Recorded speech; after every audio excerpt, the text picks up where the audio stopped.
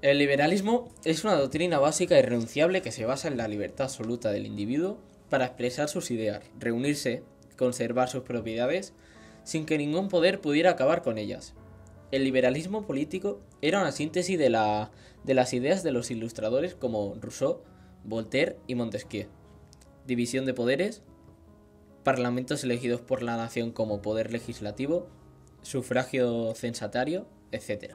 Las ideas de la Revolución Francesa y de las tropas de Napoleón se habían expandido por Europa sin que se pudieran parar.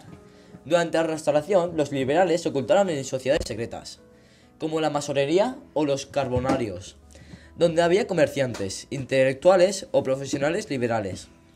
Estas sociedades buscaban la insurrección contra el absolutismo, y lo pensaban hacer gracias a sus influencias y su confianza en las revueltas del pueblo.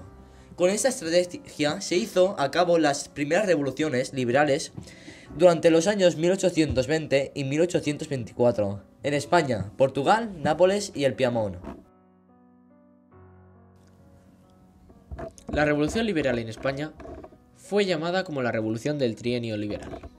Fue protagonizada por el general Riego y acabó con la reposición en el poder real de Fernando VII otra vez, abriendo la etapa llamada Década Ominosa, donde restauró el absolutismo. Casi toda la intelectualidad del país tuvo que exiliarse, normalmente a Londres, agrupándose en el barrio de Somerstown y subsistiendo de forma precaria en algunos casos, con el menguado subsidio inglés que concedía a algunos por haber luchado contra Napoleón durante la Guerra de Independencia. Los que quedaron tuvieron que sufrir un proceso de depuración o fueron ajusticiados o marginados. Rafael de Riego murió ahorcado el 7 de noviembre de 1823 en la Plaza de la Cebada de Madrid. Revolución Portuguesa. La revolución se extendió a Portugal desde España.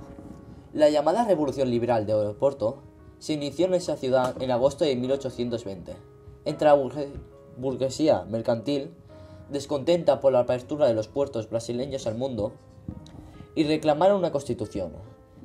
Todas las capas sociales se unieron, ya que el principal objetivo de la revolución era la vuelta de la familia real que llevaba viviendo en Brasil desde la invasión de Napoleón. Se formó una asamblea constituyente y elaboraron una constitución inspirada en la española, de 1812.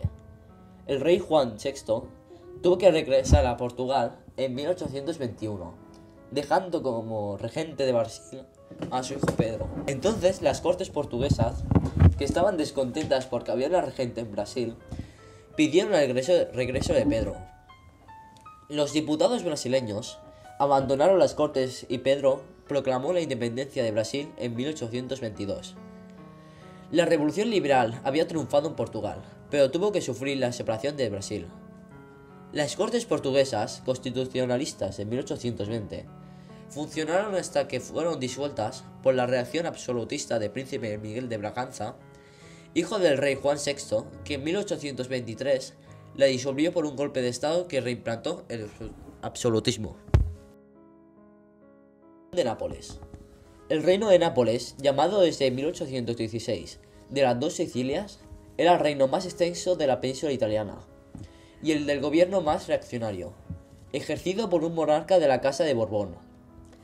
También influida por la Revolución Española, en julio de 1820, estalló una revuelta en una ciudad de Nápoles, que había sido preparada por la Carbonería, una sociedad secreta nacionalista y liberal que soñaba con la unificación de la península italiana, cuyos miembros son llamados carbonarios, liderados por un oficial, Guglielmo Pepe. El éxito de la revolución le obligó al rey Fernando I a aceptar una constitución inspirada en la española de 1812. A la vista de la extensión y gravedad del movimiento, la Santa Alianza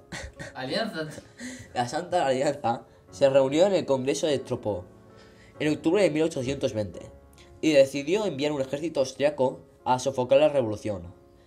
En 1821, los austriacos se enfrentaron a las tropas de Pepe de Andrónico en el Lacio.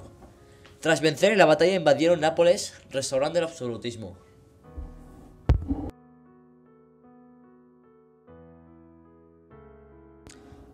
El reino de Piamonte, denominado oficialmente Reino de Cerdeña, era regido por la Casa de Saboya.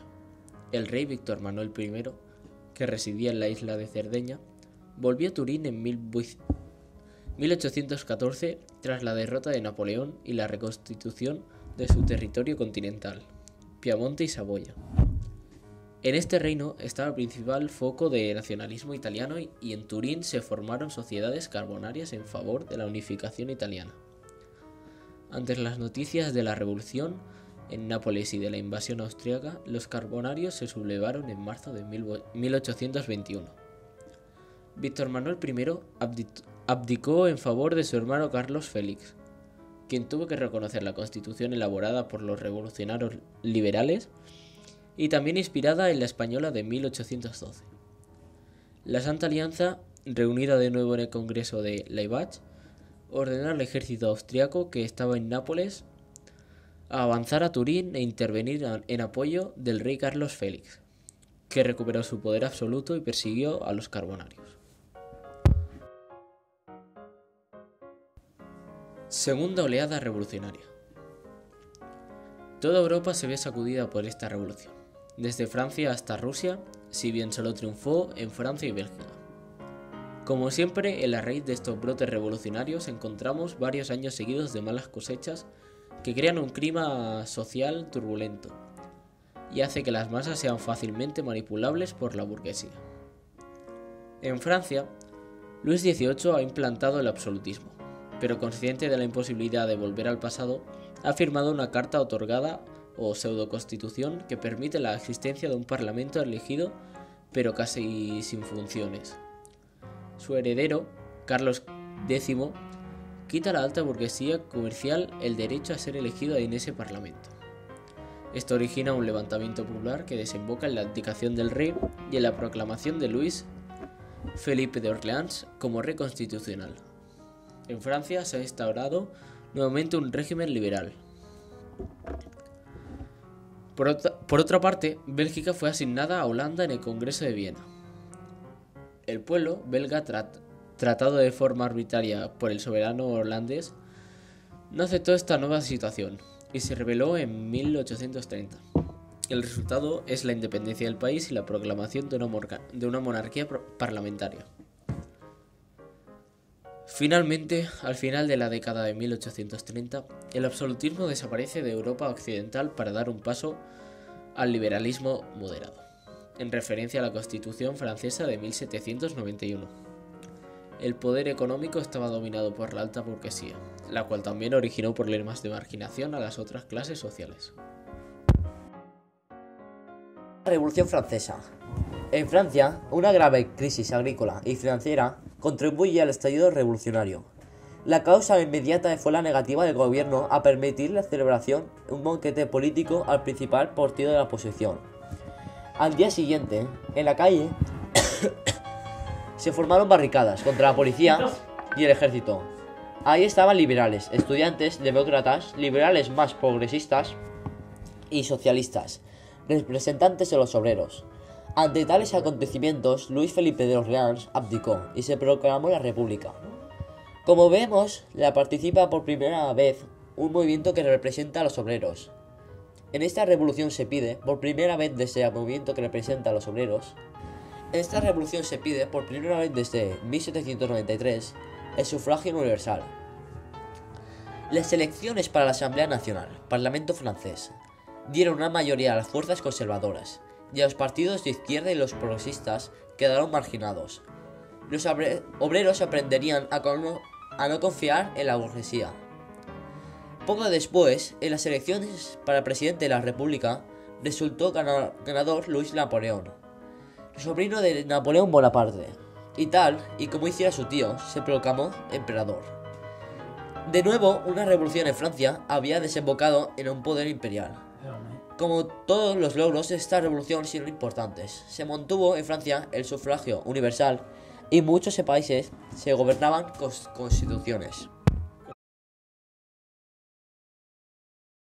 Everybody can jump!